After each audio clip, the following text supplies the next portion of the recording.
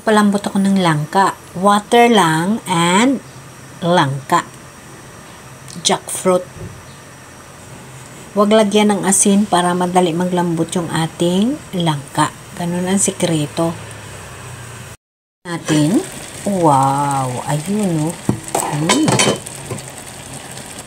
Yun. So, ilagay natin itong pork.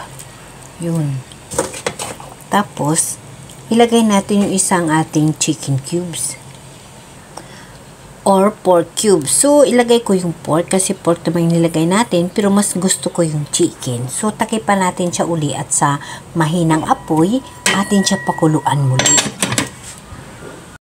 Kain natin siya para na lumambot ng gusto. So, atin na siya takipan muli.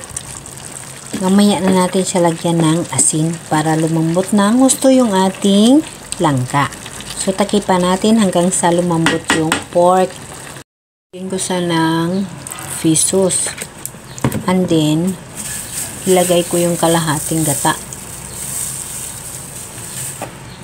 Hinukayin natin siya.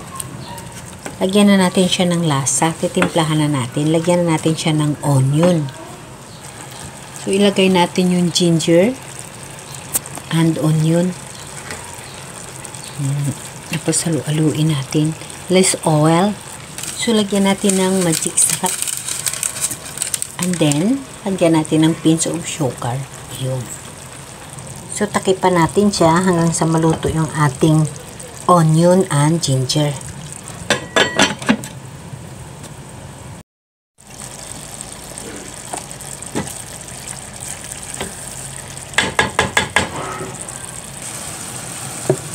So, ito na siya.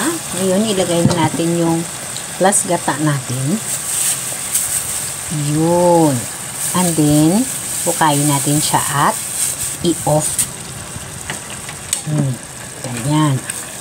So, ito na yung ating langka na and again guys, thank you for watching, and please don't forget to subscribe my YouTube channel, and also thank you so much to all my subscriber, my silent viewers, and my silent followers. Bye guys, I love you all people.